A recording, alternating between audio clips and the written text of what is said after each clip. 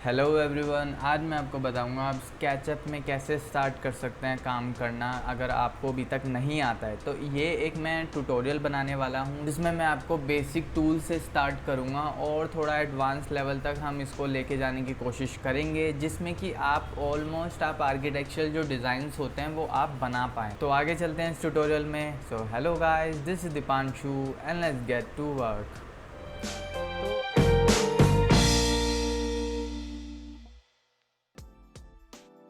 जब आप स्केचअप को ओपन करेंगे तो आपका ये ओपन हो जाएगा। यहाँ पर ये मैं स्केचअप में 2017 वर्जन यूज़ कर रहा हूँ। ये एक्चुअली एक फ्री वर्जन है, तो अभी ये मैं यूज़ कर रहा हूँ। अभी एज अ प्रो वर्जन ही ये रहेगा, बट आफ्टर 30 डेज़ ये मेक वर्जन बन जाएगा, जिसमें कि कुछ लिमिटेशंस होंगी, वो मैं आपको बाद में यूज़ करके बताऊँगा।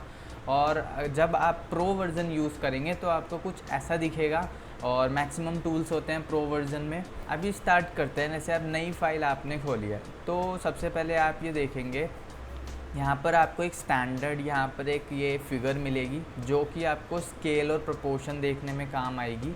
ठीक है, इसमें 3 एक्सिस होती हैं ये आपकी। इन एक्सिस के अकॉर्डिंग ही हम काम करते हैं हमेशा। 3D में 3 एक्सिस के अकॉर्डिंग ही काम होता है। और अभी जब भी हम कोई लाइन और कुछ भी ड्रॉ करते हैं तो इनके पैरेलल हम ड्रॉ करने की कोशिश करते हैं, ताकि हमारा जो मॉडल है वो प्रोपोर्शन रहे और सही स्केल में आए। अभी अगर मैं यहाँ पर अपने माउस का मिडिल स्क्रॉल बटन को प्रेस करूँगा तो आप देख सकते हैं यहाँ पर अभी अपना व्यू भी रोटेट कर सकते हैं। प्रेस करके रखना है और ऐसे हम रोटेट कर सकते हैं। अभी क्या है कि आप ये कर्सर देख सकते हैं, ये मेरा ब्लैक कर्सर है। ये आपको यहाँ से मिलेगा, सेलेक्ट टूल है ये मेरा। ये सबसे पहले हम ये वाला पार्ट इसका कवर करेंगे यहाँ से, जो बेसिक टूल्स हमारे होते हैं। मैक्सिमम टूल से ही आपका काम हो जाना है। फिर आप राइट साइड में देखेंगे तो यहाँ पर आपकी कुछ ट्रेज़ हैं। यहाँ डिफ़ॉल्ट ट्रे करके आता है, इसमें आपको मटेरियल्स मिल जाते हैं, शैडो, लेयर्स बनानी है आपको, सीन्स बनाने हैं। तो ये सब मैं आपको बाद में बताऊँगा अभी। और अगर आप ये देखेंगे तो ये कुछ मैंने एक्सटेंशंस डाली हुई हैं, ये थोड़ा बाद का पार्ट है। अभी थोड़ा बेसिक टूल्स पर आते हैं हम। तो सबसे पहले हमें क्या है कि ये सबसे पहले एक सेलेक्ट टूल है। और अगर आपका ये जो टूल्स हैं ये आपके यहाँ पर नहीं हैं तो आप क्या कर सकते हैं, कभी भी यहाँ पर ओपन में या राइट क्लिक करेंगे तो आपको ये सारे टूल्स मिल जाते हैं जो आपकी स्क्रीन में हो सकते हैं। यहाँ पर मैंने, आप देख सकते हैं, लार्ज टूल सेट पर क्लिक किया हुआ है। यहाँ पर टिक है। आपका ये नहीं होगा तो यहाँ पर ये शो नहीं होगा, ये बस टिक कर देना है और यहाँ पर ये आप एडजस्ट कर सकते हैं। आप ये देखेंगे, मैं अगर इसको यहाँ से डॉटेड लाइन से उठा के कहीं भी सेट कर सकता हूँ इसको। मैं अगर मैं इसको ऊपर वाली लाइन में भी ला सकता हूँ। ये अभी जैसे आप यहाँ करेंगे स्नैप हो जाएगा और शायद मेरा ऊपर लाइन में काफ़ी आ रखे हैं। आप ऐसे ये अरेंज भी कर सकते हैं इन सबको। ये ऊपर लाइन में भी आ जाता है एक्चुअली। शायद ये मेरे को सारी हटाने पड़ेंगे, तो कोई बात नहीं, आप अपना किधर भी रख सकते हैं। ये आप अरेंज खुद कर सकते हैं कि आपको ये किस साइड में रखना है, राइट साइड में या फिर लेफ़्ट साइड में। अपने आप स्नैप हो जाएगा। नेक्स्ट चलते हैं, इसमें हम लाइन टूल से स्टार्ट करते हैं। लाइन टूल की जो शॉर्टकट कमांड है वो है एल से अगर आप ये लाइन टूल आएगा तो मैं अगर एक क्लिक करूँगा देन आप देखेंगे या तो मैं ग्रीन एक्सिस के पैरेलल मूव कर सकता हूँ या फिर रेड, और या फिर मेरी ब्लू एक्सिस। इसके अलावा और भी आप एंगल में मूव कर सकते हैं, वो आपके मॉडल पर डिपेंड करता है आप क्या बनाना चाहते हैं। तो बेस्ट ये रहता है कि आप इन एक्सिस के पैरेलल ही रहें, क्योंकि लाइक हम कोई भी बिल्डिंग बना रहे हैं तो ज़्यादातर ये होता है प्लॉट, रेक्टेंगुलर, स्क्वायर, कुछ ऐसा ही होता है। तो हम क्या करते हैं, हम रेड एक्सिस के अराउंड ऐसे ड्रॉ करते चले जाते हैं। अब देखो यहाँ पर मैंने एक क्लिक करके छोड़ दिया है, अभी ये टूल हटा नहीं है ताकि हम कंटिन्यू कर पाएँ। अब मैंने तो ये रैंडम क्लिक कर दिया था। अभी क्या है कि अगर मेरे को इसकी लेंथ डालनी है तो आप यहाँ पर देख सकते हैं, अगर मैं इसको कम ज़्यादा कर रहा हूँ तो यहाँ पर लेंथ वेरी कर रही है। तो यहाँ पर आप सिंपली टाइप भी कर सकते हैं। लाइक मेरे को 8 फीट एग्जैक्ट चाहिए तो मैं कीबोर्ड में 8 फीट वाला साइन लगा के एंटर कर दूँगा, देन आपकी लाइन खुद ड्रॉ हो जाएगी। तो ये 8 फीट की लाइन ड्रॉ होगी। और मेरी जो यूनिट्स हैं वो अभी फीट में आ रही हैं, और अगर आपकी यूनिट किसी और में आ रही हैं तो मैं वो आपको चेंज करने का बता देता हूँ। अगर आप यहाँ पे जाएंगे विंडो और यहाँ पर जाएंगे आप मॉडल इन्फो, इसमें लास्ट में आपको यहाँ यूनिट्स मिल जाएगा। यूनिट्स में मैंने यहाँ पर आर्किटेक्चरल सेलेक्ट किया हुआ है। डेसिमल में जाएंगे तो आपको मीटर और सेंटीमीटर, इन सब में आपको ये मिल जाएगा। तो अभी फ़िलहाल मैं इसको ज़्यादा नहीं छेड़ रहा, मैं आर्किटेक्चरल 1/16 प्रिसीजन ये मैं आपको बताता हूँ यूज़ करते हुए इससे क्या फ़र्क पड़ता है। और इसके बाद एनेबल लेंथ स्नैपिंग भी आपको, ये दोनों सिमिलर से ही है, मैं आपको एक साथ बता दूँगा। ऐसे ही एंगुलर यूनिट्स में भी है कि आप एंगुलर यूनिट किस में चाहते हैं, प्रिसीजन कैसा चाहते हैं उसका, ठीक है। प्रिसीजन होता है कितने पॉइंट तक आप वो यूनिट देखना चाहते हैं। अभी क्या था, लाइन ड्रॉ कर ली हमने, नेक्स्ट पे चलते हैं। ये है फ्री हैंड लाइन। तो अगर आपको फ्री हैंड कुछ भी ड्रॉ करना है तो आप बस क्लिक एंड होल्ड करके रखेंगे तो आपका बस ये ड्रॉ करता हुआ चला जाएगा। कोई पैरेलल लाइन नहीं है, कोई कुछ नहीं है इसका। और अगर आप इसके स्टार्टिंग पॉइंट पे वापस आते हैं तो आप देखेंगे इसके कुछ पहले ही रुक जाता है ये।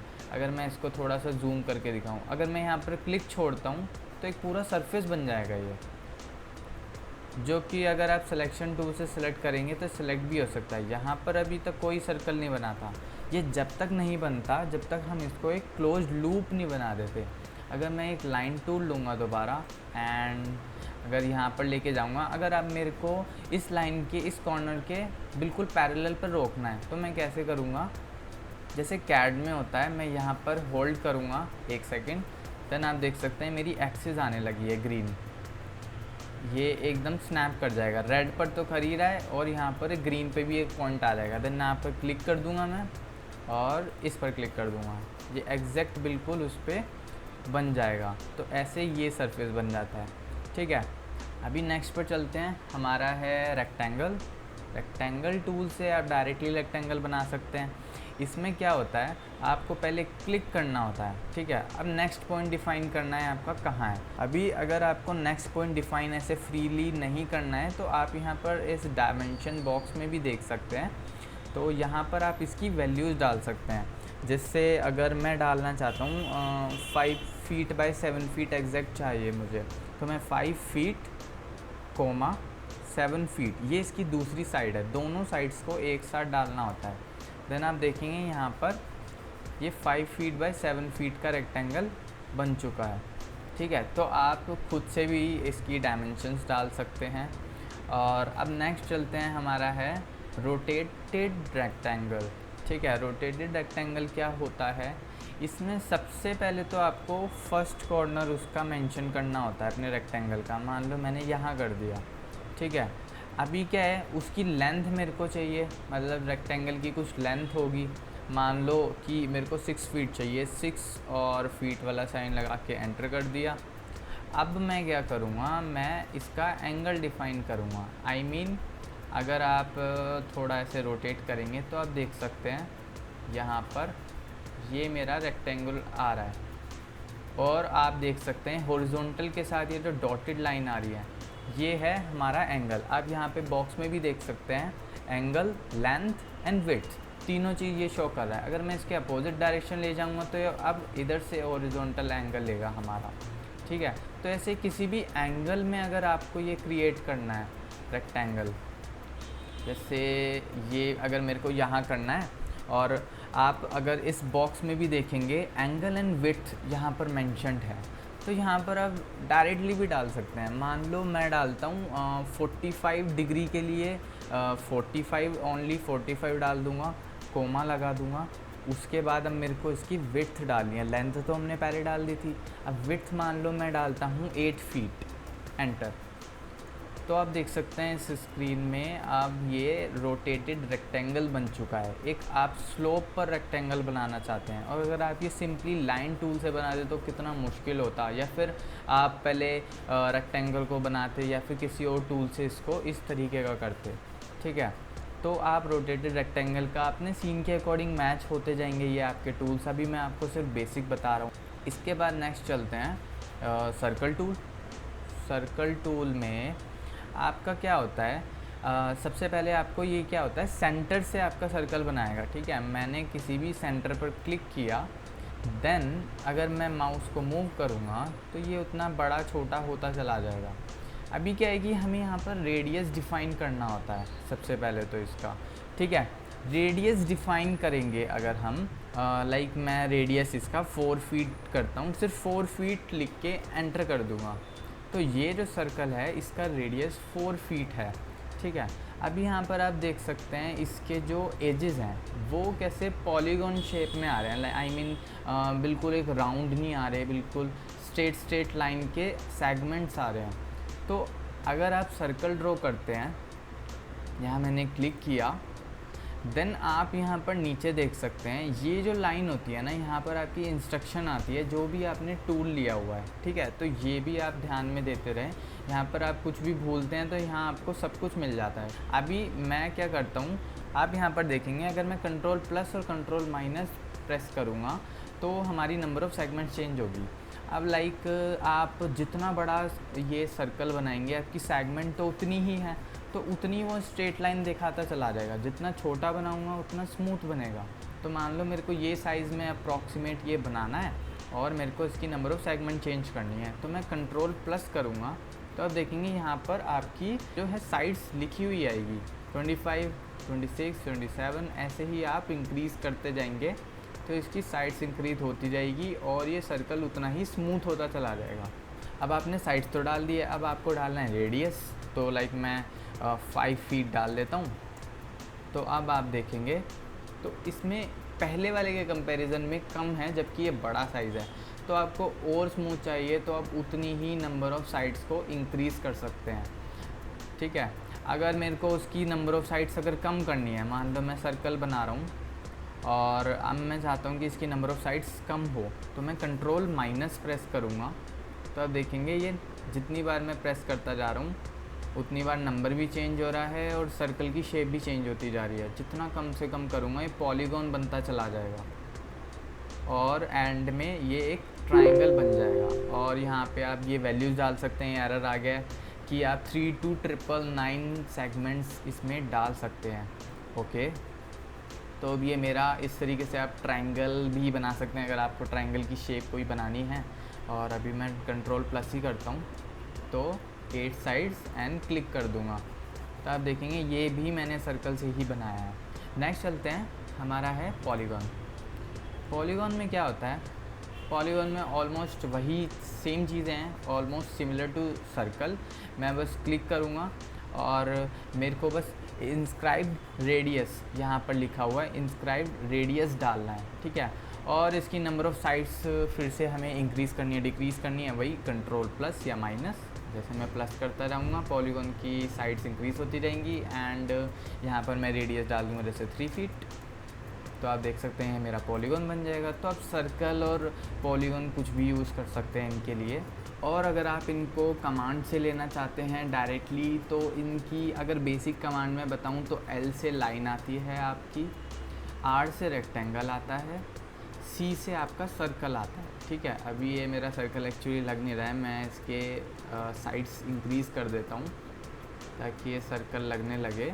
30 साइड्स ऑलमोस्ट कर देता हूँ। एस्केप बटन प्रेस कर देंगे तो आपका ये हट जाएगा और स्पेस बार प्रेस करेंगे तो आपका सिलेक्शन टूल आ जाता है इससे, ठीक है। तो ये कुछ बेसिक हैं, मैं आपको बता दूंगा अगर आपको और भी कुछ ऐड करनी है अपनी कमांड्स, वो सब मैं आपको बाद में बता दूंगा। अभी बेसिक करते हैं, इसके बाद नेक्स्ट चलते हैं आर्क। ये क्या है, आप इसमें देखेंगे यहाँ पर लिखा है draw arc from centre and 2 points, ठीक है। तो ये 2 पॉइंट आर्क है, आप ये मान सकते हैं इन शॉर्ट। तो सबसे पहले क्या है, हमें सेंटर डिफाइन करना है, ठीक है। सेंटर पे क्लिक किया मैंने, देन आप किसी भी एक तरफ मतलब किसी भी डायरेक्शन में एक लेंथ डिफाइन करेंगे, जितना भी दूर आप जाना चाहते हैं। मान लो मैं 3 फीट जाना चाहता हूँ, इसको 3 फीट एंटर कर दूँगा। देन आप देखेंगे यहाँ पर किसी भी साइड में मैं इसकी एज आ आर्क में बना सकता हूँ और इसका एंगल मेरे पास है। अब मैं एंगल डाल सकता हूँ इसका। अब लाइक मैं देखो इंक्रीज़ कर रहा हूँ, ये मेरा 50, 60 एंड ये स्नैप हो गया तो ये 90 डिग्री हो गया, ये एक क्वार्टर बन गया, ठीक है। अब मैं आप देखेंगे तो इसमें भी आप कंट्रोल प्लस एंड माइनस कर सकते हैं इसकी साइड्स को इंक्रीज़ और डिक्रीज़ करने के लिए। अगर मैं डिक्रीज़ करूँगा तो आर्क की जो है शेप देख सकते हैं आप कैसी होती जा रही है। तो मैं इसको स्मूथ बनाने के लिए फिर से कंट्रोल प्लस करता जाऊँगा एंड तो ये काफ़ी स्मूथ बन रही है। जितनी छोटी लेंथ होगी और नंबर ऑफ़ साइड्स तो मेरी सेम है, तो उतना ही स्मूथ बनता चला जाएगा। तो मैं सेकेंडली कहीं पर भी क्लिक कर दूँगा एंड स्पेस बार प्रेस करूँगा ताकि मेरे पास सिलेक्शन टूल आ जाए। तो आप देख सकते हैं कितनी स्मूथ ये आर्क हमारी बन चुकी है। अब नेक्स्ट देखते हैं इसमें ये है 2 पॉइंट आर्क। वो भी एक्चुअली 2 पॉइंट आर्क की थी, वो सेंटर से थी। अब इस 2 पॉइंट आर्क का मैं एक बार आपको बताता हूँ। जैसे आपने क्या किया है, आप अगर बेसिक देखेंगे यहाँ पर, तो मैं क्लिक करूँगा, देन आपको नेक्स्ट क्लिक करना है। नेक्स्ट क्लिक मान लो मैंने यहाँ कर दिया। देन आप अगर मूव करेंगे अपना कर्सर, तो मैं अगर ग्रीन एक्सिस की तरफ कर रहा हूँ तो आप देख सकते हैं ऐसे आर्क बन सकती है। ठीक है, अब मैं ऐसे छोड़ दूँगा तो आप देख सकते हैं ये इस टाइप की आर्क बनाने के लिए हम ये जो होती है 2 पॉइंट आर्क का यूज़ कर सकते हैं, जिसका शॉर्टकट की है आपका ए से आपकी 2 पॉइंट आर्क आती है हमेशा ये वाली।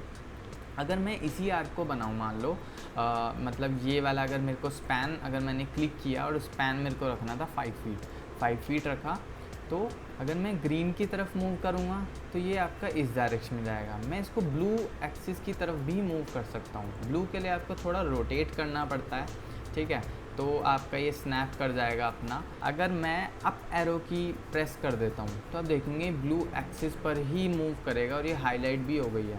आप नो मैटर कि आप किधर भी आप अपना देख रहे हैं, आप कहीं भी अपना कर्सर को घुमा रहे हैं, बट ये ब्लू एक्सिस की तरफ ही जाएगा। ठीक है, राइट एरो की करेंगे तो रेड एक्सिस की तरफ जाता है। अभी रेड की तरफ हमारा कोई चांस नहीं है। और लेफ़्ट एरो की करेंगे तो ग्रीन एक्सिस पर ही करेगा। ग्रीन पर करेंगे तो ये हॉरिजॉन्टली आर्क बनेगी। अगर अप एरो की करेंगे ब्लू तो हमारी ये स्टैंडिंग आर्च बन जाएगी। तो आप देख सकते हैं इसमें डिफरेंस, पहली वाली और इसमें डिफरेंस। ठीक है, तो इस तरीके से आप एरो कीज़ का यूज़ कर सकते हैं। मान लो अगर मैं लाइन टूल ही लेता हूँ, लाइन टूल लेने के लिए मैंने क्लिक किया और मैं ग्रीन एक्सिस पर इसको पैरेलल बनाना चाहता हूँ, तो मैं क्या करूँगा, लेफ़्ट एरो की मैं प्रेस कर दूँगा, तो उसमें अब मैं कहीं भी अपना कर्सर लेके जाऊँ ये ग्रीन की तरफ ही चलेगा। ठीक है, अब एक बार क्लिक करने के बाद ये फिर से हट जाता है। अब आप मान लो राइट की साइड आप चलना चाहते हैं तो मैं राइट एरो की प्रेस कर दूँगा, तो अभी हाईलाइट हो गई है। अब मैं इसको अपवर्ड डायरेक्शन या डाउनवर्ड डायरेक्शन में ले जाना चाहता हूँ, तो मैं अप एरो की प्रेस कर दूँगा। तो आप देख सकते हैं चाहे मैं डाउनवर्ड जाऊँ चाहे मैं अपवर्ड जाऊँ, तो ये उसी के अकॉर्डिंग ही चलेगा पैरेलल एक्सिस के। तो ये आप देख सकते हैं यहाँ पर। अभी नेक्स्ट चलते हैं इसमें 3 पॉइंट आर्च। अब 3 पॉइंट आर्च में क्या होता है, अगर मैंने क्लिक किया यहाँ पर सबसे पहले तो स्टार्ट पॉइंट, और अब मैंने डिफ़ाइन किया सेकेंड पॉइंट। अब आप देखेंगे मेरे को थर्ड पॉइंट भी यहाँ पर बनाना है, कहीं पर यहाँ पर बनाना है या फिर इस साइड बनाना है। और आप देखेंगे तो मेरा यहाँ पर एंगल आ रहा है, सिर्फ यहाँ पर हमारे पास एंगल डालने का ऑप्शन है। और रही बात साइड्स, तो हम कंट्रोल प्लस या माइनस करके साइड्स इंक्रीज़ कर ही सकते हैं। ठीक है, अगर एंगल मैं यहाँ पर अप्रॉक्सीमेटली अगर मैं 90 डालता हूँ तो ये देखो इस टाइप का बन जाएगा। ये अपने आप स्नैप कर जाता है कई जगह।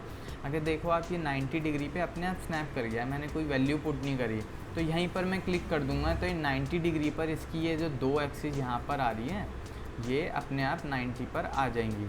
ठीक है, अगर मैं इसको और एंगल इंक्रीज़ करूँगा, मान लो 120 डिग्री, 120 एंटर कर दूँगा तो ये 120 डिग्री एंगल इन दोनों के बीच का था। और ये ऐसे 3 पॉइंट आर्च आप बना सकते हैं। ठीक है, तो अलग अलग यूज़ हैं सबके, कैसे कैसे आप इन आर्च को बनाना चाहते हैं, कैसे आपका यूज़ होगा इन आर्च का। ठीक है, वो आपके ऊपर डिपेंड करता है। अभी नेक्स्ट चलते हैं इसमें, यहाँ पर है मूव टूल। मूव टूल जो कि आपका सबसे इम्पोर्टेंट टूल है, वो इसका शॉर्टकट की है एम से आप मूव टूल ले सकते हैं। आपको कोई भी चीज़ को आपको मूव करना है, मान लो मैं इसको पॉलीगन को मूव करना चाहता हूँ, तो मैंने क्या किया, इस पर क्लिक किया और आप ये इसको मूव कर सकते हैं ऐसे। अगर मैं क्या करूँगा, देखो आप, अगर मैं दूसरे पर जा रहा हूँ तो ये हाईलाइट नहीं हो रहा जैसे ये हो रहा है। मैं एस्केप करूँगा पहले, ऐसे आपका मूव टूल नहीं जाएगा। तो अगर ये आप इसके ऊपर कर्सर लेके जाएंगे, किसी भी चीज़ के ऊपर अब आप कर्सर लेके जाएंगे तो ये हाईलाइट हो जाएगी वो चीज़। तो अब आप मूव कर सकते हैं इनको। अगर मैंने इसको सिलेक्ट किया तो ये मूव हो गया। अगर मैं इस आर्च को मूव करना चाहता हूँ तो ये मूव कर दूँगा। अगर आप देखो कोई भी ऐसे एलिमेंट को मूव कर रहे हो जो किसी और से अटैच्ड है, तो ये क्या होता है, ये स्ट्रेच हो जाता है। ठीक है, अगर मैं इसको मान लो कि मेरे को इसको थोड़ा सा इधर चाहिए, 3 फीट इसको मूव करना है, तो मैं 3 फीट इसको इंक्रीज़ कर रहा हूँ, जो हमारी ऊपर वाली लेंथ है। अगर मैं 3 फीट एंटर करूँगा तो ये 3 फीट पर मूव कर देगा। जैसे मेरे को इस आर्च को मूव करना है, मैं इसको 5 फीट मूव करना चाहता हूँ, 5 फीट एंटर कर दूँगा। ठीक है, तो कभी भी ध्यान रखना है, जैसे आपका कोई भी फेस होता है या फिर आर्च होती है, जैसे मैं इसको मूव करूँगा, ये आप देख सकते हैं, ये कुछ यहाँ पर कुछ गड़बड़ हो गई थी, अलग फेस है, क्योंकि ये सेलेक्ट होगा या फिर ये सेलेक्ट होगा। तो मैं इसको भी मूव करता हूँ तो ये क्या करता है, ये आप देख सकते हैं किस तरीके से ये बिहेव करने लग गया है। खैर जो भी है, तो आप इस तरीके से इनको मूव कर सकते हैं। इसके बाद जो है आपका पुश पुल टूल जो आपका बेसिक है, आपको कोई भी 3D एक्सट्रूड करना है, एक्सट्रूड करने के लिए आपका पुश पुल टूल यूज़ किया जाता है, जिसका शॉर्टकट की है P। और अब मैं अगर किसी भी सरफेस पर इसको क्लिक करता हूँ सिर्फ एक बार, एंड देन अपने माउस को ड्रैग करता हूँ, तो अब किसी भी लेंथ में इसको, मतलब अगर मैंने इस फेस पर किया है तो आप इसको सिर्फ अपवर्ड और डाउनवर्ड ही पुश और पुल कर सकते हैं।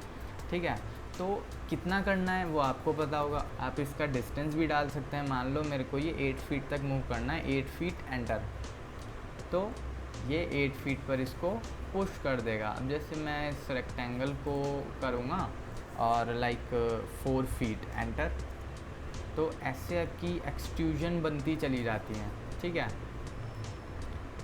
अब अगर मैं मूव टूल लूँगा दोबारा से, तो आप देखेंगे फेसेस हाईलाइट हो रहे हैं, अलग अलग एजेस हाईलाइट हो रहे हैं। अब आप देखो यहाँ पर क्या होता है, क्या है कि ये सारा कनेक्टेड है। ठीक है, अगर मैं इसको मूव करूँगा तो आप देख सकते हैं इसकी शेप बिगड़ती चली जाएगी किसी भी डायरेक्शन में अगर मैं इसको करता हूँ, क्योंकि ये इनके साथ जॉइंट है, जो ये वाला सरफेस है।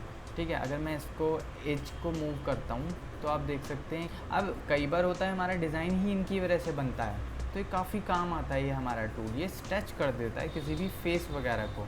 अगर मान लो आपकी फ्लोरिंग है और आपको फ्लोरिंग एक्सटेंड करनी है, आप विदाउट कि आप कोई रेक्टेंगल ऐसे कुछ बनाएंगे, आप रेफरेंस लेके आपने बनाया, या तो आप ऐसे कर सकते हैं, बिल्कुल स्ट्रेट आपको ये करना है। तो एक चीज़ आप एज पकड़ा और मूव टूल आपने M से लिया, M से आपने फिर ये इसको स्ट्रेच कर दिया, बट आपका ये फेस भी ऐसा स्लांट में होता चला जाएगा, ये आपको ध्यान रखना है।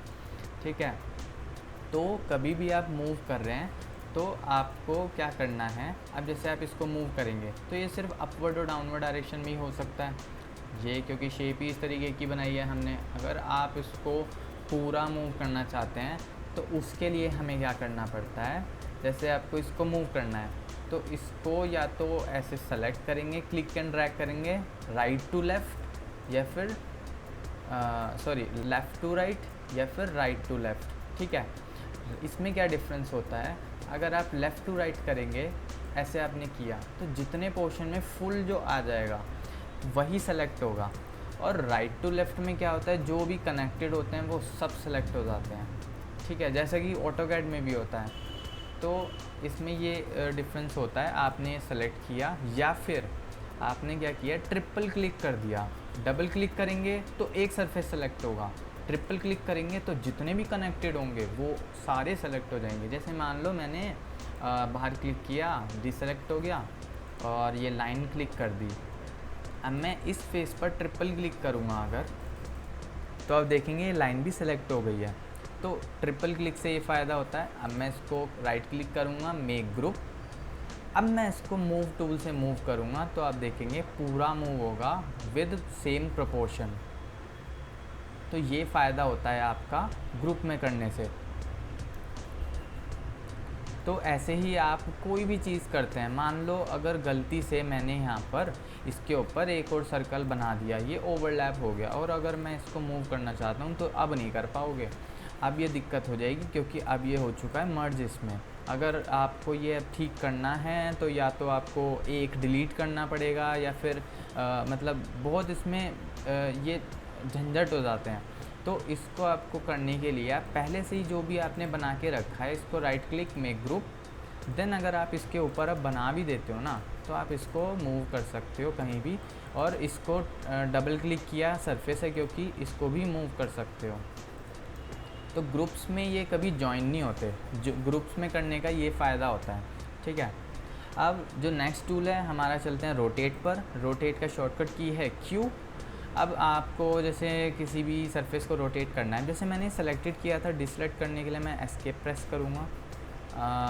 एस्केप प्रेस करने से नहीं हुआ है तो आप सिलेक्शन टूल लेके कहीं भी क्लिक कर देंगे बाहर, तो वो डिसलेक्ट हो जाएगा, ठीक है।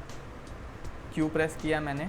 अब मेरे को रोटेट करना है, मान लो मेरे को ये रोटेट करना है, हाईलाइट हो गया, तो मैं इस पर क्लिक करूँगा। देन अब मेरे को कोई एक रेफरेंस पॉइंट पर क्लिक करना ज़रूरी है। मैं पहले एक रेफरेंस पर क्लिक करूँगा, देन आप इसको ऐसे रोटेट कर सकते हैं। तो आप देख सकते हैं किस तरीके से रोटेट हो रहा है। फिर मैंने आपको बताया क्योंकि ये ग्रुप में नहीं था इसलिए ये ऐसा बिहेव कर रहा है, ठीक है। मैं अगर इसको ऐसे छोड़ दूँगा तो मतलब कई डिज़ाइन आपके इस तरीके से भी बनते हैं। तो ये आपको डिपेंड करता है आप क्या यूज़ करना चाहते हैं, क्या बनाना चाहते हैं। अब ये मैंने एक ग्रुप बनाया था, यहाँ पर मैं क्यू प्रेस करूँगा और इसको मैं अगर मूव करूँगा तो ये पूरा प्रोपोर्शन के साथ मूव होगा, सॉरी रोटेट होगा, ठीक है। तो ग्रुप में करके ही आप मूव टूल का यूज़ करें और रोटेट का यूज़ करें, ठीक है। अगर मैं इन सर्कल वगैरह को रोटेट करूँगा तो इनको कोई फ़र्क नहीं पड़ेगा। ओप्स, वो भी सेलेक्टेड था, ठीक है। क्यू एंड आप देख सकते हैं क्योंकि ये मैंने एग्जैक्ट सेंटर में इसके नहीं प्लेस किया था इसको, तो इस तरीके से मूव कर रहा है ये। तो सबसे पहले हमें क्या करना होता है, सेंटर पर क्लिक करो किसी भी सरफेस के, और देन एक रेफरेंस पर क्लिक करो, देन उस पॉइंट को हम कहीं भी मूव कर सकते हैं। मैं अगर एक रेक्टेंगल बनाऊं और क्यू, जैसे मैंने यहाँ किया, मैंने पिक कर लिया इसका कॉर्नर, इस कॉर्नर को मैं रेड लाइन के पैरेलल लाना चाहता हूँ, तो इस तरीके से आप इसको रोटेट टूल का यूज़ कर सकते हैं, ठीक है। इसके बाद आ जाता है आपका follow me tool. Follow me tool क्या होता है मैं आपको एक बार बताता हूँ। मान लो आपकी ये आर्क बनी हुई है, ठीक है। आपको कोई भी प्रोफाइल है वो फॉलो करानी है, ठीक है। मैं मान लो यहाँ पर ना एक रेक्टेंगल बना देता हूँ जिसको मेरे को ब्लू एक्सिस में बनाना पड़ेगा क्योंकि हॉरिजॉन्टल में नहीं काम बनेगा। या फिर आप देखो मैं ग्रीन ब्लू में बना रहा हूँ, जो ये ब्लू हाईलाइट हो रहा है रेक्टेंगल, तो ये फ्लैट बन रहा है हॉरिजॉन्टल।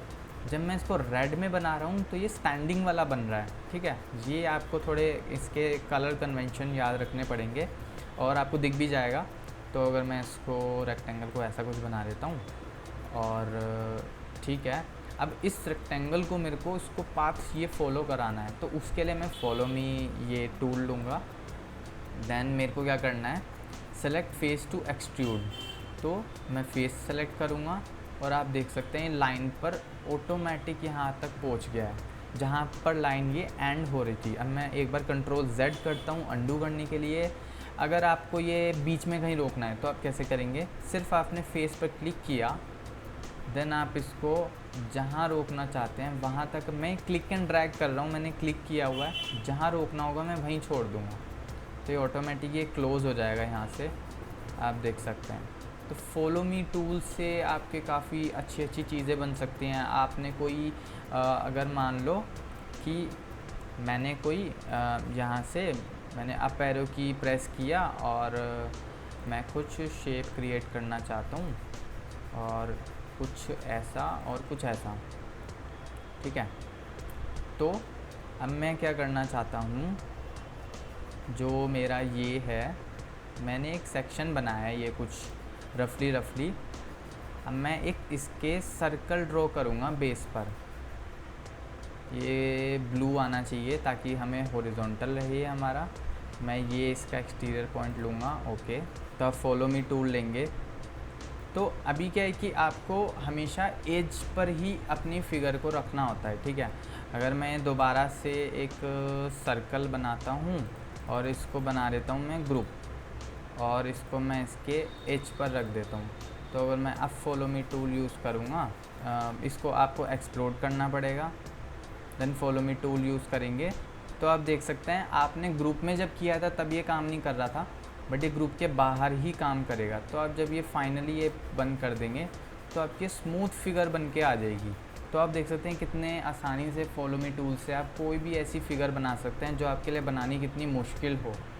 तो आप किसी भी चीज़ का सेक्शन बनाएंगे, सेक्शन बना के उसको रोटेट कर देंगे तो आपकी वो प्रोफाइल फॉलो हो जाएगी। आप देख सकते हैं यहाँ पर मैंने क्या प्रोफाइल फॉलो की थी। तो ये पोर्शन जैसे मैंने सर्कुलर में घुमाना है, मान लो किसी आर्क में घुमाना है, तो मैं क्या करूँगा, इसके स्टार्टिंग पॉइंट से एक आर्क बना दूँगा इस टाइप की, और मैं इसको डिलीट कर देता हूँ और मैं फॉलो मी टूल लूँगा, इसके फेस पर क्लिक करूँगा, देन आप देख सकते हैं यहाँ तक ये चला जाएगा।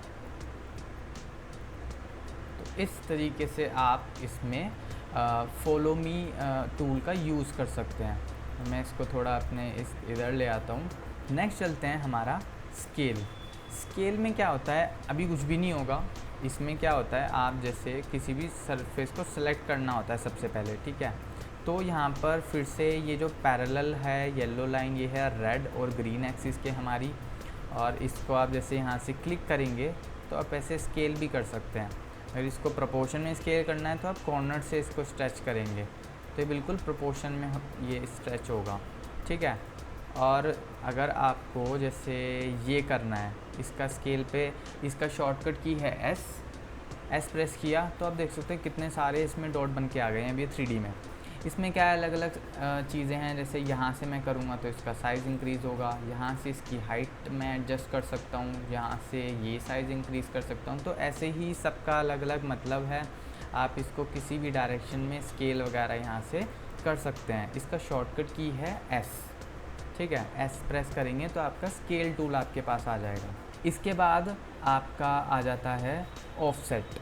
अब ऑफसेट क्या होती है, जैसे हम ऑटोकैड में यूज़ करते हैं, मान लो ये रेक्टेंगल है और इसमें मैं ऑफसेट मारना चाहता हूँ 2 फीट की, तो मैं ऑफसेट टूल लूँगा जिसका शॉर्टकट की है एफ़ करेंगे तो ये सिर्फ एच को ही पकड़ेगा, ठीक है। मैंने सिर्फ एच को पकड़ा एंड आप देख सकते हैं आप कहीं भी इसको ऑफसेट मार सकते हैं। जैसे मैं अंदर की साइड भी कर सकता हूँ और बाहर की साइड भी कर सकता हूँ। तो मैं मान लो अंदर की साइड करना चाहता हूँ और 2 फीट, तो मैं 2 फीट एंटर कर दूँगा तो ये जो डिस्टेंस होगा 2 फीट होगा। ये अलग अलग सरफेस में इसको डिवाइड कर देगा।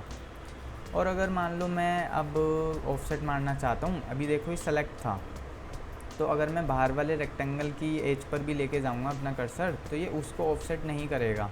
तो मेरे को एस्केप करना पड़ेगा पहले, देन अब ये आप कर सकते हैं।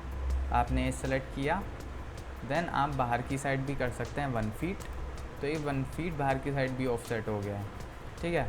ऑफसेट का जो डिसएडवांटेज है वो ये है कि आप किसी भी कर्व सरफेस को आप ऑफसेट नहीं मार सकते और ना ही उसको पुश पुल कर सकते। अगर मैं यहाँ पर एक सर्कल बनाऊँगा और ये है, अगर मैं पुश पुल टूल लेता हूँ पी से तो आप देखेंगे ये तो हो जाएगा, बट ये आपका यहाँ पे आपका ये आइकन शो करेगा क्योंकि कर्व सरफेस को ये नहीं करता है। क्लिक करेंगे तो can not pull push curved और स्मूथ सरफेसेस।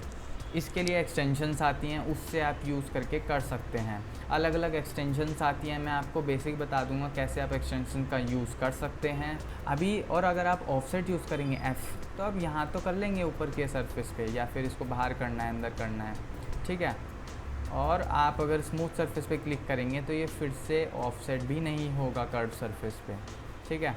इसके बाद आपका आ जाता है tape measure tool.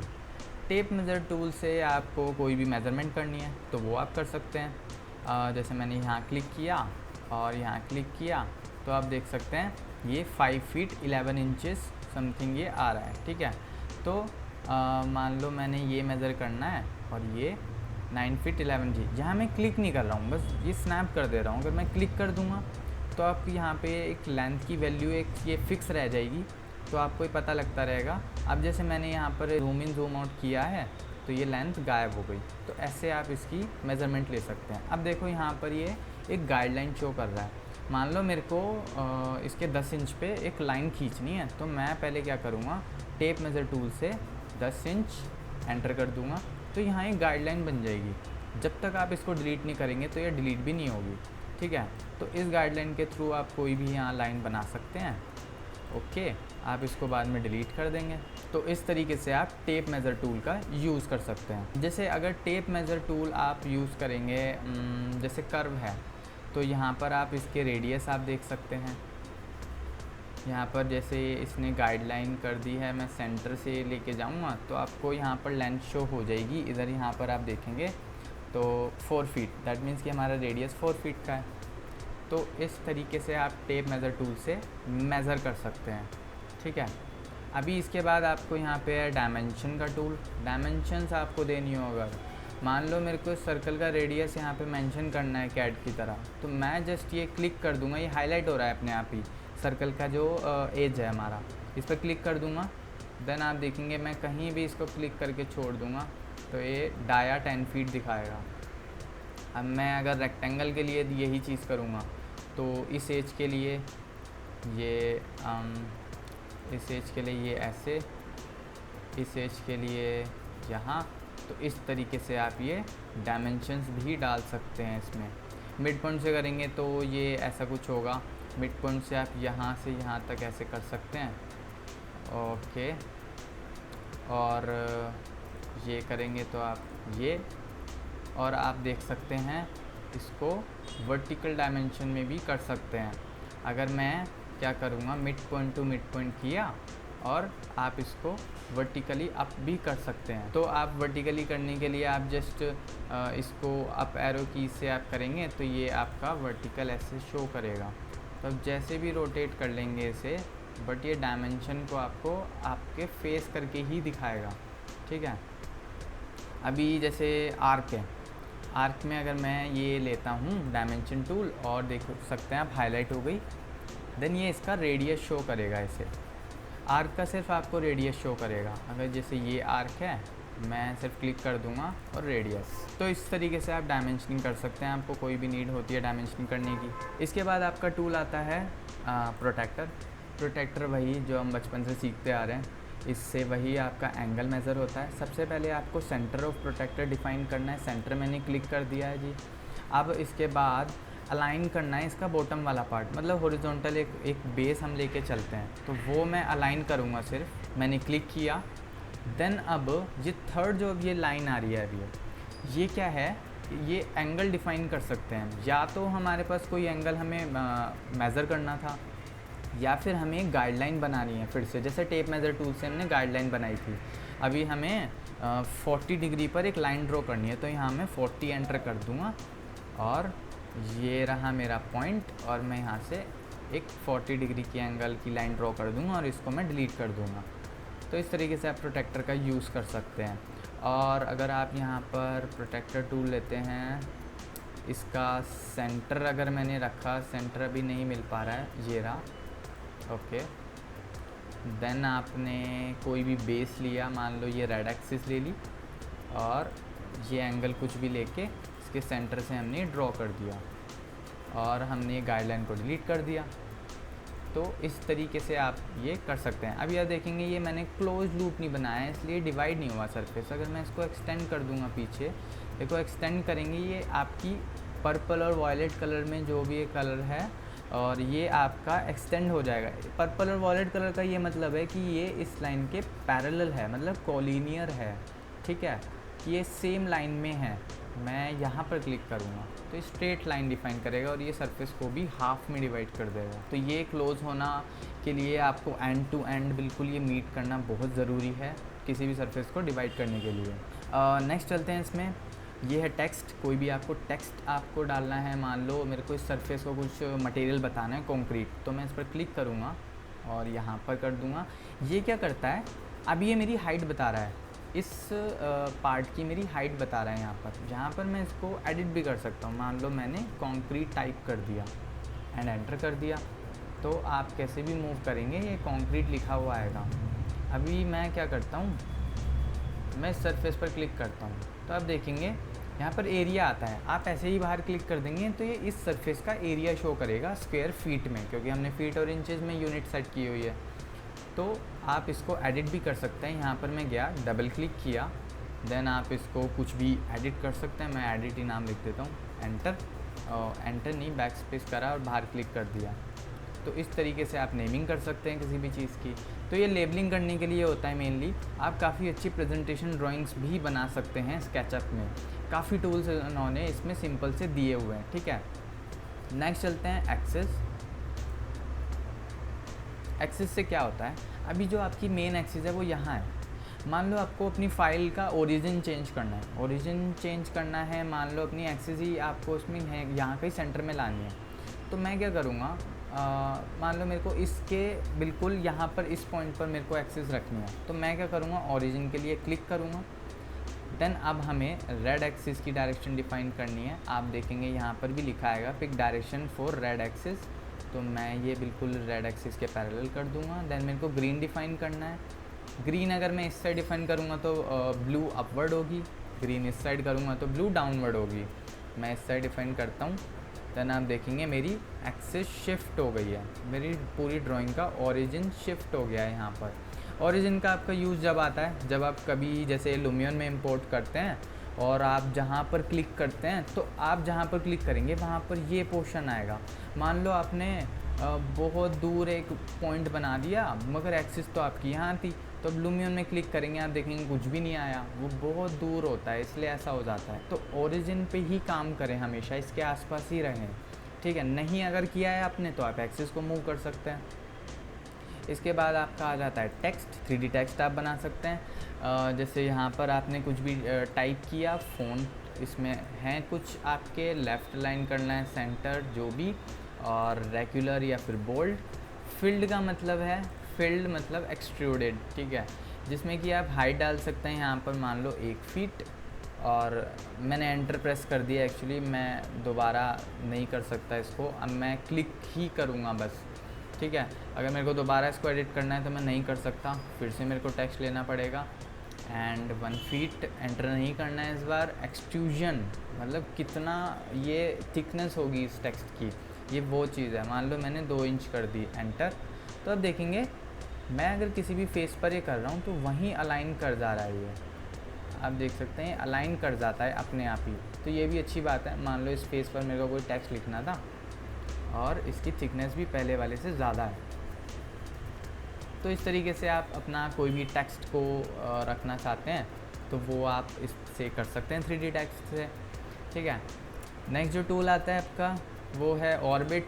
Orbit tool से तो आप ये ऑर्बिट कर सकते हैं, पूरा इधर उधर देख सकते हैं, जो कि आपके माउस के सेंटर व्हील बटन से भी हो जाता है, ठीक है। नेक्स्ट है आपका पैनिंग टूल। पैनिंग टूल से आपका होता है, मान लो आपको थोड़ा बहुत व्यू सेट करना है, आपने बहुत जूम कर लिया, तो आप या तो ये करोगे पैनिंग, आपको बस थोड़ा सा शिफ्ट करना है, तो आप ये पैनिंग टूल लेंगे, तो इससे आप ये शिफ्ट भी कर सकते हैं। इसका शॉर्टकट की है H, ठीक है। अब इसके बाद आप देखेंगे जूम, जिसका शॉर्टकट की है Z। आप जूम से जैसे मैं अगर दूर आ गया हूँ तो मैं अपवर्ड डायरेक्शन में जब मैं इसको मूव करूँगा तो ये जूम करेगा, ठीक है। मैं अगर डाउनवर्ड डायरेक्शन में जाऊँगा तो ये जूम आउट करेगा, ठीक है। इसमें मेन चीज़ यही होती है, जूम किया मैंने, फिर से जूम किया, बस इसमें ये था। आप यहाँ पर देखेंगे तो फील्ड ऑफ व्यू लिखा आ रहा है, ये क्या है, ये डिग्री में आपको दे रखा है, जैसे कि हमारे मोबाइल फ़ोन्स में होता है, मोबाइल फ़ोन्स के कैमरे का अपर्चर वो कितना कवर कर रहा है, जैसे वाइड एंगल आजकल आ रहा है, तो ये वो है। अगर आपको यहाँ पे वाइड एंगल टाइप की कुछ क्रिएट करना है तो आप जस्ट यहाँ पे जैसे 35 डिग्री है, मैं यहाँ पर अगर 50 डाल दूँगा, एंटर, तो आप देख सकते हैं कितना ज़्यादा कवर करने लग गया है। ये उसी पोजीशन पर रह के ज़्यादा कवर करने लग जाता है। मैं मान लो 70 एंटर करता हूँ, एक्चुअली शायद ये अभी मूव भी हो रहा है, एक्चुअली बड़े मूव एक्चुअल में नहीं होता है, मैंने काफ़ी यूज़ किया है, मैं डेली यूज़ करता हूँ अपने इंटीरियर और एक्सटीरियर्स में, तो ये काफ़ी फ़ायदेमंद रहता है आपका। और अभी आप देख सकते हैं मैं काफ़ी अच्छे से फ्रीली मूव भी कर पा रहा हूँ, बट ये कई बार डिस्टॉर्ट भी लगता है कि ये बहुत ज़्यादा खिंचा खिंचा लगने लग जाएगा जितना आप इसको वैल्यू बढ़ाते जाएंगे। मान लो मैं 50 करता हूँ तो ये अब ये कम कवर कर रहा है, ठीक है। तो ये आप यूज़ कर सकते हैं जूम का।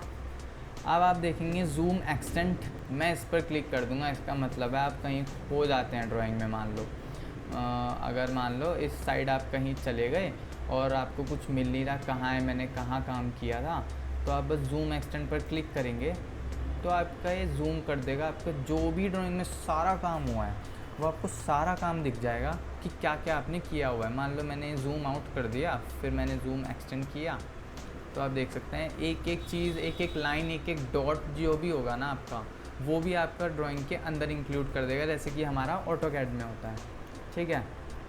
इसके बाद नेक्स्ट है छोटा सा tool, undo previous camera view. मान लो मैंने एक कैमरा ये किया और फिर मैंने मूव कर लिया ये, और फिर मैंने मूव कर लिया यहाँ पर। तो अगर मेरे को प्रीवियस वाला कैमरा व्यू चाहिए जहाँ मैंने रोका था, तो उसके लिए मैं यहाँ पर क्लिक करूँगा प्रीवियस पे, ये आ गया। फिर से करूँगा अनडू, तो इस कैमरा व्यू पर आ गया। तो कई बार होता है हमें पहले वाला ही व्यू चाहिए था, वो हमारा सेट हो चुका था, तो उसके लिए हम ये अनडू प्रीवियस कैमरा व्यू कर सकते हैं। ठीक है। अभी आप देखेंगे यहाँ पे मेरे को दिख नहीं रहा है, अगर मैं इसको ना हटा के आपको कुछ 3-4 टूल्स हो रहे हैं वो और बता देता हूँ। इसमें क्या है कि सबसे पहले आपका आता है पोजीशन कैमरा। ये सब कुछ कैमराज में आते हैं, जब आप इंटीरियर एक्सटीरियर करेंगे तो आपको अच्छे से समझ आएगा। पोजीशन कैमरा फिर भी मैं बेसिक बताता हूँ। मान लो आपको यहाँ गई ना, मतलब खड़े होकर देखना है कि आपने क्या किया है काम, या फिर कोई बिल्डिंग है, ठीक है, एज्यूम करो कि ये बिल्डिंग है, मैं खड़ा हूँ यहाँ, तो मैं क्लिक कर दूँगा तो ये आपका कैमरा ये यहीं सेट कर देगा। और ये जो आई वाला टूल आप कर्सर देख सकते हैं मेरा, आप इसको क्लिक एंड ड्रैग करेंगे तो आप लेफ़्ट एंड राइट भी देख सकते हैं। आप अपने चारों तरफ कैसे भी डायरेक्शन में देख सकते हैं क्या क्या है। और ये किस हाइट पर है आपको कैसे पता लगेगा, आप राइट साइड देखेंगे यहाँ पर लिखा है आई हाइट। ये है हमारी 5 फीट 6 इंच जो कि स्टैंडर्ड हाइट ली हुई है इन्होंने। इसको आप चेंज भी कर सकते हैं। मान लो मैंने 6 फीट एंटर कर दिया तो ये मेरा कैमरा मूव हो गया अपवर्ड। इसको मैं 4 फीट कर दूंगा तो और नीचे हो जाएगा। तो ये बस कुछ आपके व्यू सेट करने हैं, आपको अपने व्यू के फाइनल सीन सेट करने हैं, उसके लिए आप इसका यूज़ कर सकते हैं। मैंने इसको ऑर्बिट किया तो आप देख सकते हैं मेरी आई हाइट चेंज होती चली जाएगी। तो आप पोजीशन कैमरा का ये यूज़ कर सकते हैं। इसके बाद सेकंड टूल आपको आई वाला टूल तो आपको पता ही लग गया है। इससे आपको अपने कैमरे की पोजीशन ना चेंज करते हुए बस रोटेट करना है, तो इसके लिए आप ये टूल्स का यूज़ कर सकते हैं। इसके बाद है हमारा जो ये है आता है, थोड़ा इसको स्क्रीन में लाते हैं, वॉक टूल। वॉक टूल से क्या होता है, मान लो मैंने यहाँ पर स्टैंड हो गया और अब मेरे को ना चल के देखना है कि कैसा फील हो रहा है अपने एनवायरनमेंट में। तो मैं ये वॉक टूल लूँगा, देन क्लिक करूँगा, देन मैं आगे की तरफ अपना कर्सर लेके जाऊँगा। जितना आगे की तरफ लेके जाऊँगा उतनी स्पीड बढ़ेगी। मैं जितना स्लो कर दूँगा, जितना पास लेके आऊँगा इस आइकन के, जो प्लस आइकन बन जाता है, तो उतना ही स्लो चलेगा। अब मैं बैक साइड पर इसको करूँगा या फिर लेफ़्ट राइट, जिससे हम कार ड्राइव करते हैं उस टाइप से ये आपको कुछ व्यू देगा। और अगर मैं बिल्डिंग के यहाँ पर मान लो टकरा जाता हूँ तो देख सकते हैं अब यहाँ पर ये रुक जाएगा, इसके अंदर नहीं जाएगा। ये कुछ दिखा रहा है बट ये एक्चुअली अंदर नहीं जाएगा। अगर मैं आई टूल लेता हूँ तो आपको दिखाता हूँ, ये यहीं रुक गया है इसके फेस पर ही। अगर मैं ओल्ड प्रेस कर दूँगा, ओल्ड प्रेस कर दिया है अभी मैंने, और मैंने वॉक टूल लिया है और ओल्ड प्रेस करके रखा है, तो आप देख सकते हैं हम अंदर भी आ गए हैं। फिर हम क्रॉस कर सकते हैं फिर ओल्ड प्रेस करने के साथ। थोड़ा सा पीछे होते हैं। अभी इसको कैमरा को थोड़ा अप करने के लिए लुक अराउंड टूल लेना पड़ेगा। यहाँ पे किया, फिर मैंने वॉक टूल लिया और फिर मैं वॉक करने लग गया। ओल्ड प्रेस नहीं करूँगा तो हम बिल्डिंग के अंदर नहीं घुसेंगे, तो एक कोलिजन इफेक्ट आपको देता रहेगा फिर। तो इस तरीके से आप वॉक करके देख सकते हैं। अगर मैं आपको बाद में अगर दिखाऊंगा तो ये क्या होता है, कई बार स्टेप्स होते हैं हमारे, स्टेप्स पर जिस तरीके से हम चलते हैं तो ये ऊपर चढ़ते हुए भी जाता है। तो ये जब आप डिटेल में करेंगे तो आप इसका यूज़ करके देख सकते हैं। नेक्स्ट टूल है जो लास्ट है आज का हमारा, वो है सेक्शन प्लेन। सेक्शन प्लेन पर क्लिक किया तो आप जैसे देखेंगे ये अलग अलग कलर्स में ये शो कर रहा है। तो इसका क्या मतलब है, अगर ब्लू है दैट मीन्स ये हॉरिजॉन्टल, मैं यहाँ पर क्लिक कर दूँगा तो आप देख सकते हैं एक प्लेन आ गया है। ठीक है, अब ये इसका अंदर का शो करने लग गया है। अगर मैं इसको मूव करूँगा, मूव टूल से, जिसका शॉर्टकट की है M, अब मैं इसको मूव करूँगा, अगर हाईलाइट हो गया तो आप देख सकते हैं मैं जैसे जैसे नीचे कर रहा हूँ सारी चीज़ कटती चली जा रही है। ठीक है, तो ये आपका कभी भी सेक्शनल व्यू आपको निकालने होते हैं, देखना होता है आपको, तो उसके लिए आप ये सेक्शन यूज़ कर सकते हैं। तो अगर मैं इसको डिलीट करता हूँ, डिलीट सेक्शन व्यू, और मैं अब क्या करता हूँ, ये कुछ ये वाला एंगल लेता हूँ और फिर मैं अगर इसको सेलेक्ट करके मूव करूँगा तो आप देख सकते हैं ये हमारे पहले वाले का सब कुछ भी नहीं दिखाएगा। जिस तरफ इसका जो एरो होगा ये वाला आप देखेंगे, सिर्फ उसी तरफ का दिखाएगा जो कि हमारा एक्चुअली आर्किटेक्चरल ड्राइंग में होता है। तो इस तरीके से आप सेक्शनल व्यू देख सकते हैं इससे, ठीक है। तो ये थे आज के हमारे टूल्स। मैं इसको डिलीट कर देता हूँ एक बार। तो ये मैंने बेसिक आपको लार्ज टूल सेट बता दिया है, इससे ही आपका ऑलमोस्ट काम हो जाता है। मतलब यही आपके मेन टूल्स हैं जो कि ड्रॉ, लाइन, रेक्टेंगल, पुल, पुश, इसी से आप एक बिल्डिंग खड़ी कर सकते हैं पूरी। मैं इसको एडजस्ट कर देता हूँ यहाँ पर। तो नेक्स्ट वीडियो में हम सीखेंगे जो आपके राइट साइड के टूल्स हैं, आप कैसे मटेरियल देंगे, लेयर्स कैसे यूज़ करेंगे, सीन हो गए, शैडो इफ़ेक्ट्स हो गए कुछ, तो ये सब हम नेक्स्ट वीडियो में करेंगे। तो अगर आपको आज की वीडियो अच्छी लगी तो लाइक ज़रूर कर देना और कमेंट सेक्शन में ज़रूर बताना अपने डाउट, और साथ ही साथ अपनी प्रैक्टिस भी करते रहना ताकि आपको पता लगता रहे कि मैं क्या बता रहा हूँ और आप क्या सीख रहे हैं। तो अगर आपने DB स्टूडियो को सब्सक्राइब नहीं किया है तो सब्सक्राइब करने के साथ साथ बेल आइकन को भी प्रेस कर देना। इससे फ़ायदा आपका ये होगा, जब भी मैं अपनी नेक्स्ट वीडियो अपलोड करूँगा तो आपको तभी नोटिफिकेशन आ जाएगा। Thank you, see you next time.